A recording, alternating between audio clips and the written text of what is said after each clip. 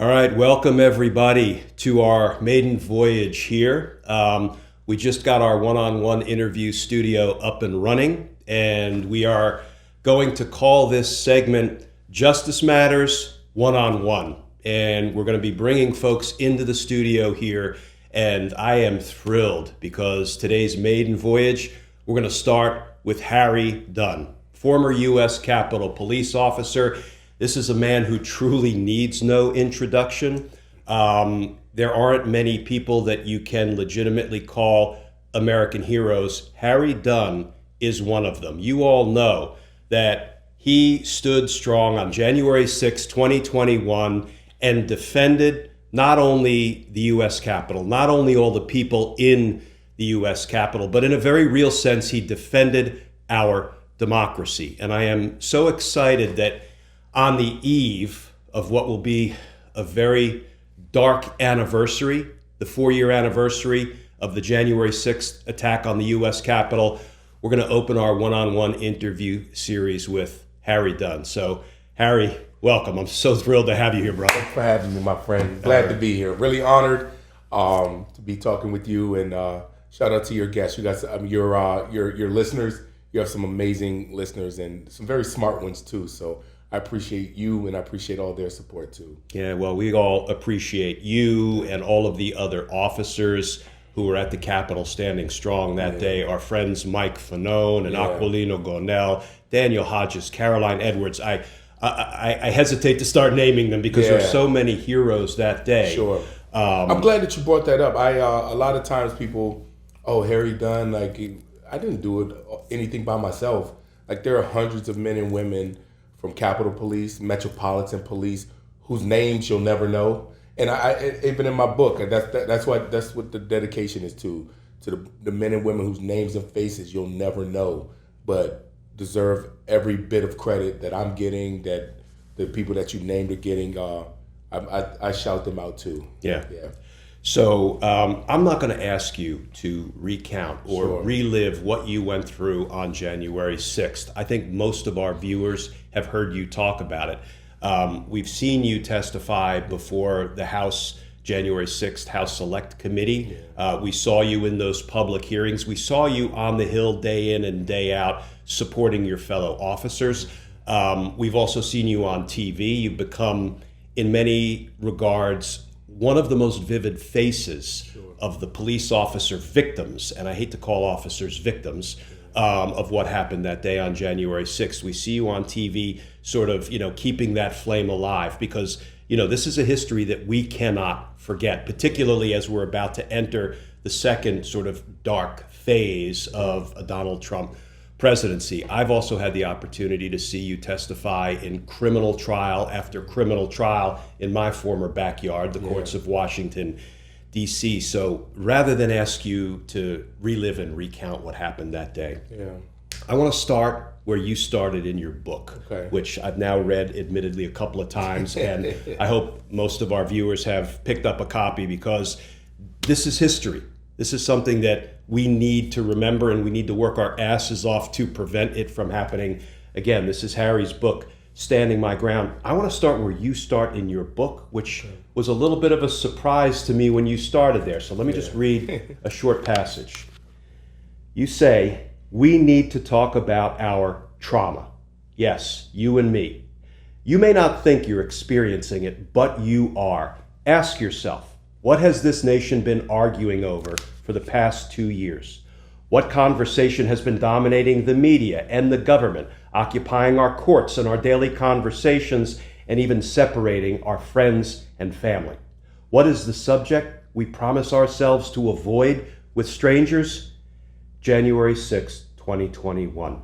That's what the dictionary says trauma is, a deeply distressing or disturbing experience. And then you follow that up, Harry, with the only difference between your January 6th trauma and mine is where we were when we experienced it. That wasn't how I was expecting your book to open. Why did you decide to open with the trauma that you and that we all are living with? So one of the things that I've always said about January 6th is, as the police officers, we did our job, but we did our job to protect democracy. And democracy represents everybody.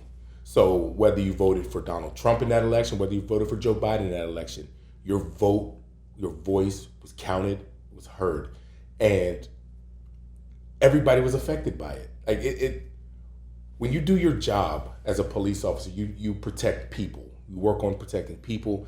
But on January 6th, we saw what happened we had never seen. It was an attack on democracy. They were there, in their own words, the rioters, to stop the steal because they believed the election was stolen. So that means the people who voted for Joe Biden, your vote, they wanted to overturn that. And Donald Trump fought for that in Georgia and all these fake elector states. Donald Trump fought to have people's voices not heard. And people saw the attack on the Capitol. Even people that voted for Donald Trump could not believe what they were seeing. That was you shouldn't have that. So everybody was affected that day. Sure, the police officers took the physical brunt of it, but it was an attack on everybody who participates in democracy. So I wanted to include everybody in that because you have a role. And that's what I've always said. Everybody has a role in protecting democracy.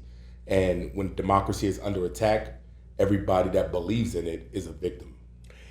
And I think you're right. Everybody has suffered trauma, not as directly as you and your 139 fellow officers who were injured that day. Some damn near killed, some lost their lives not long after our friend Mike Fanone, who, I worked murder cases with Mike Fanone in the streets of Washington, D.C. when he was an MPD officer and I was a federal prosecutor. So I've known Mike a very long time, and they damn near took his own life.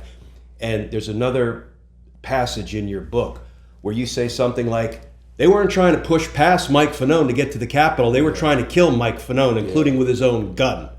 That's not about trying to just get through the police line so you can stop the certification, stop the steal. That was about doing real harm to the men and women who were protecting democracy. And that's one of the points that I always wanted to make. It wasn't, people were the violent criminals, the violent people. Like you said, they weren't there to stop the certification. They were there to wreak havoc, to cause hell, to beat the hell out of Mike Fanone. We were outnumbered. So they could have easily, Mike Fanone was down. So, okay, he's down, keep moving. No, they were circling back and going back and attacking him while he was down. And many other officers too. They had the opportunity to just go inside. But there were so many, a lot did go inside. But there were several who said, no, I want this violence. I want this attack. I want this shit show to continue. So they beat the hell out of officers, defenseless officers, who were already outnumbered. So Harry, let me ask you this. If you think back 4 years ago now, just a few days before the January 6th Capitol attack, what did you envision your career to be moving forward? At that point, you'd already been a Capitol Police officer more than a dozen years. You'd been protecting and serving. Obviously, nobody was expecting January 6th to play out the way it did.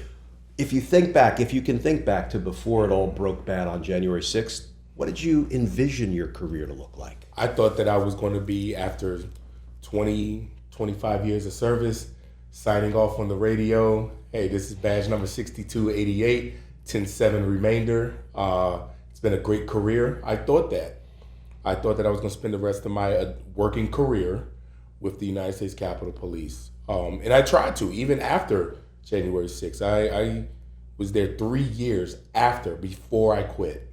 3 years. I tried to maintain it, but I realized I got to do more because people on the right or MAGA world, Republicans, have accused Democrats of dragging on January 6th. Oh, y'all won't let it go. We need to move on. I would love nothing more than to move on from January 6th. But you can't move on until you corrected what happened and you hold the people wrong accountable. And also, on that note, Donald Trump hasn't let January 6th go.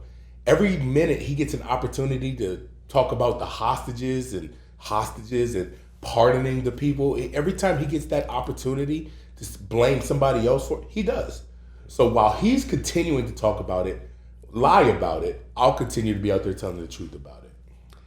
So before I move on to a really dark topic, and that is Donald Trump's incessant promises and pledges of love and pardons for the January 6th defendants, whom he calls hostages and patriots. See, I got to get my blood pressure back down now. I tell you, bro.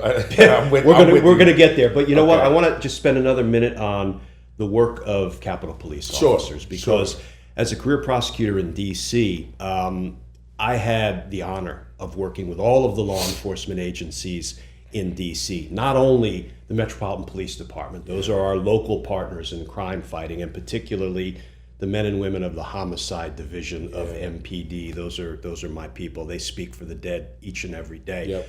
But I worked with your colleagues at Capitol Police. For example, we would have people go into House buildings and Senate office buildings and steal stuff, and then we would be working those theft cases. I had senators and congressmen as witnesses and victims in some of my crimes. Never got to work with you, but I got to work with Detective Smitty and some of the other great old detectives at Capitol Police. And also we get to work with Park Police and FBI and DEA and ATF and Marshal Service and Secret Service Uniform Division. You know, you name it, Amtrak Police, Postal Police, Smithsonian Police, and on. And people Metro don't realize how many law enforcement people are in D.C., different agencies, and it's a vibrant place to work. But only one prosecutor's office who gets to work with all of those agencies. But here's why I want to drill down on what you got to do as a Capitol Police officer, because you mention it in your book, and it's not intuitive. It's not the kind of thing that we necessarily think police officers are focused on day in and day out. And here's what you say. I quickly learned that one of my main jobs at the Capitol is to protect your right to free speech. And then you go on to say, in the end, you understand that people need to be able to come to the U.S. Capitol and express their displeasure. That's not the kind of thing we necessarily think of police officers doing when we think about protecting and serving. Correct. You're protecting and promoting their right to come and disagree with what the government's doing, maybe even with what you all are doing. Talk a little bit about that responsibility. Well, that's what, I'm glad you used that word, that responsibility, because it's a giant responsibility that every American, every person in America has that right to come out there and express their free speech. Obviously, there are limits to it. You can't yell fire, but you're able to express your displeasures, and that's what makes, I hate saying this, makes America great, but it really does. People are allowed, and we're able to take criticism. Police officers, prosecutors, you're able to take that criticism where you may not like what I'm doing or you may not like me, and you have the right to express that to me. But you can't come in there and beat the hell out of me, because you can't. So people would protest at the Capitol, things that I was for, things that I was against. I was protecting members who I liked, who I didn't like, or like their policies, or even to be blunt, ones that I didn't like, that cared for, they weren't nice, good people. And I was responsible, that responsibility, protecting people. You have to I love the phrase when they say country over party, because you have to look at the big picture. It's not about me. It's about people being able to continue to express their freedoms, their First Amendment rights, and their displeasures or their pleasures, which were few and far between at the Capitol. But that it's a hell of a responsibility that I took very seriously, because people's voices and their votes is one of the strongest tools that they have. Yeah. Well, thank you for doing it. Yeah. All right. Before I move on to pardons, let me just ask you: when you look back on January 6, 2021. What is it now that sticks with you? What is it that comes to mind for you as we approach this dark anniversary? So I went through a whole gambit of emotions when January 6th happened, from shock and disbelief immediately, to sad, to I can't believe this was happening, crying, to anger, to I can't believe this is what the response to what January 6th was. I can't believe that response, to activism, to do some. After this election, when they reelected Donald Trump,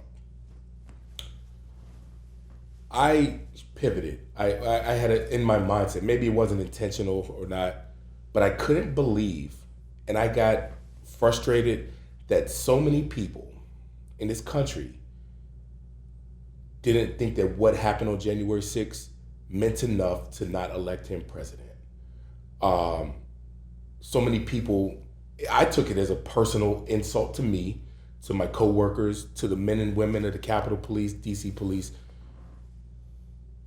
I took it as a personal insult that so many people didn't hold him accountable. We had the opportunity to hold him accountable, regardless of what happened in the courts. The people had the opportunity to hold him accountable, and they didn't. And if you look, 20 million people sat out this election. That 20 million less that voted in the previous election. I don't know if that's exact. I believe that's the number I saw. 20 million less people voted in this election. And that level of indifference about what, I get angry at those people. Now, Donald Trump is who he is. Like, if he's a snake, I don't get mad if a snake, you don't get mad if a snake bites you. Why are you mad at the snake? The snake did what he's taught to do, what he does to survive. Donald Trump is who he says he is. There's no surprises with him, right? I'm upset. I'm surprised that the people who didn't stand up, in my opinion, and fight back against him. That's where the disappointment. I felt let down by the American people. Not all, obviously not all. There are millions and millions and millions of people who reject that, support me, support Kamala Harris, despise what happened on January 6th, and I appreciate that. But so my message is to the people who did not, and that's where my hurt comes from, because I expected more from them.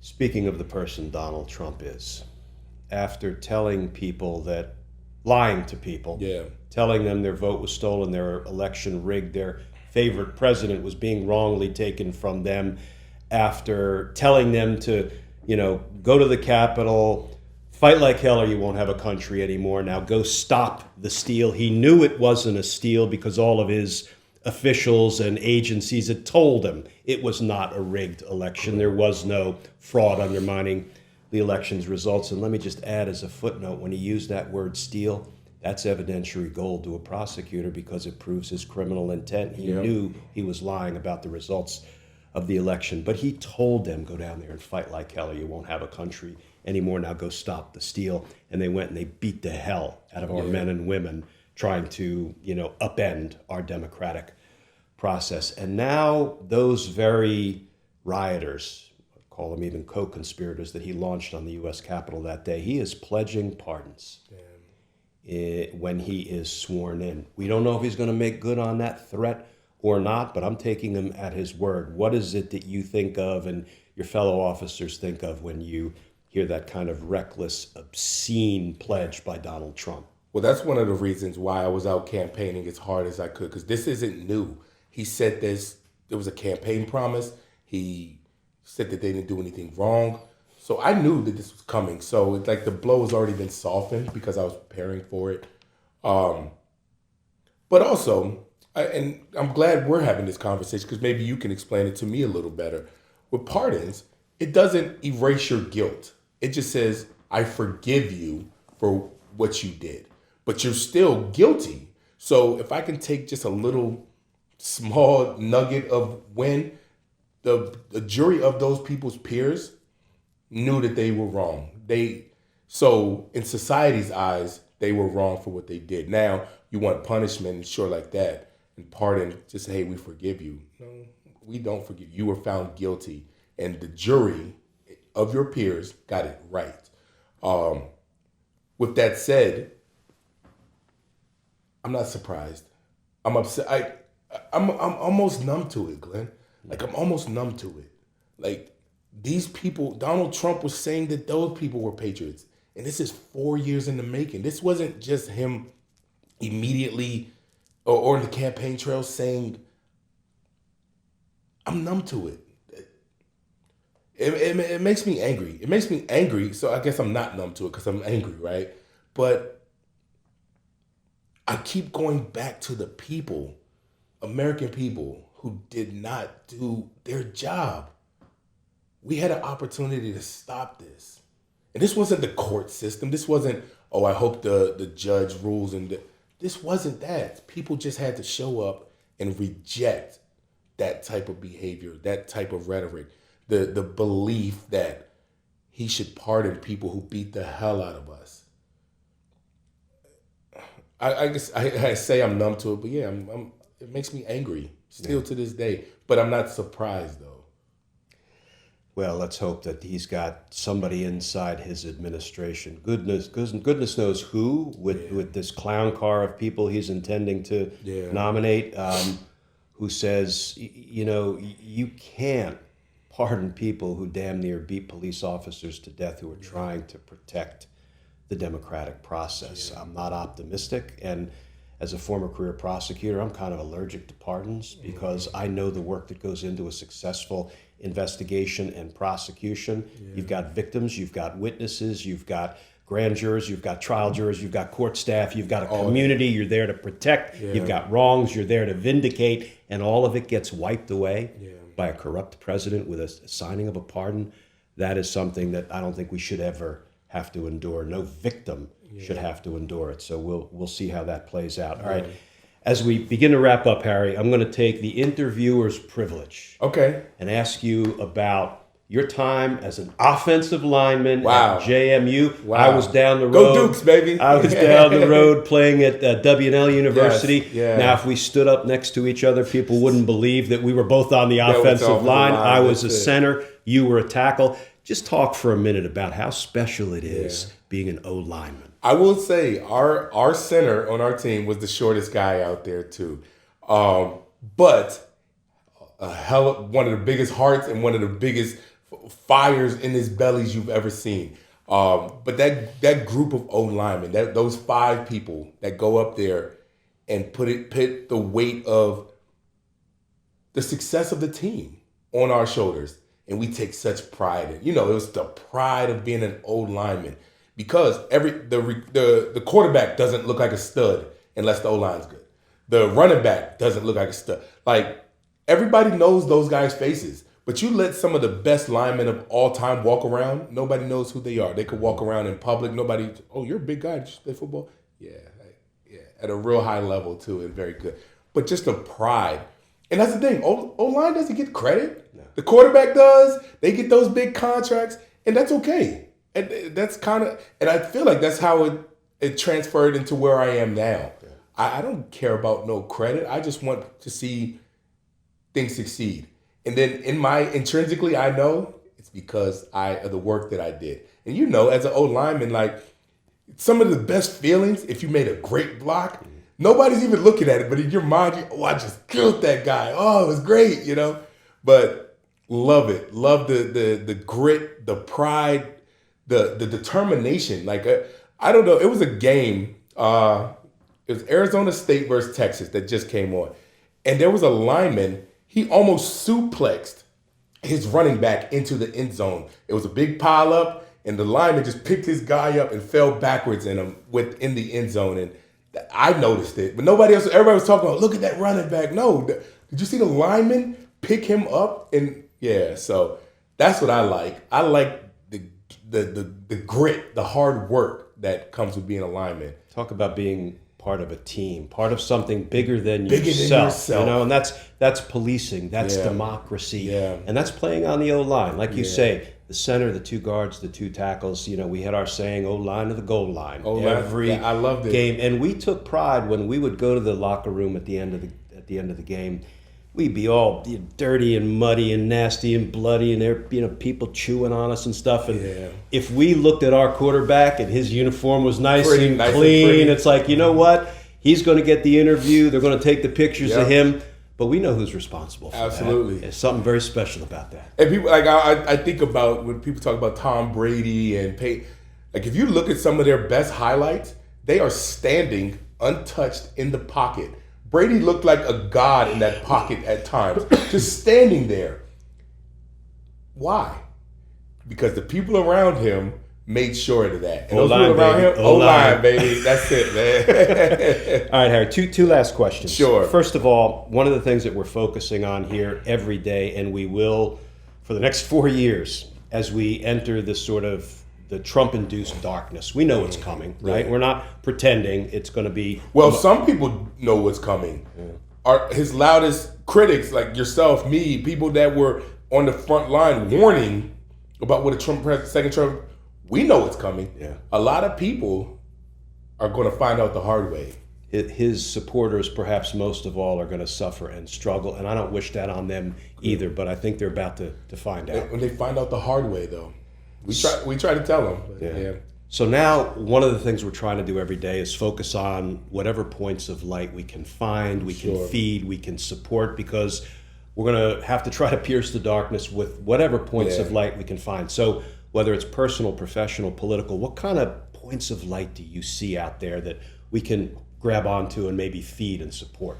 I'm glad that you said that, because after the election, I was crushed. And, everybody's looking for somebody to stand up and give us a moment where I take a different approach. Allow yourself to feel miserable. Like, you shouldn't feel good. Like, you should be crushed. Don't stay there, though. There's work to do. Even if it's as bleak as times may seem, you have to continue to fight and find those, like you just said, those beams of light, something, and go towards the light, make that light bigger, continue to grow it. And I'm motivated by all the people who are still supporting me and like, what can we do now? People that ask the question, what can we do now? Okay, you still want to fight. And going back to football, as long as I got one or two people that are willing, who's going to fight with me? And that's what we're looking around for. We look around for the helpers. And that motivation has been great, even after the election, because I thought so many people would be ready to pack it in. No, we have to get ready. There's a midterms in 2026. Mm-hmm. There's an opportunity let's continue to fight more. The sun comes up tomorrow, and we need to be ready to fight the day head on. Love it. Yeah. Last question.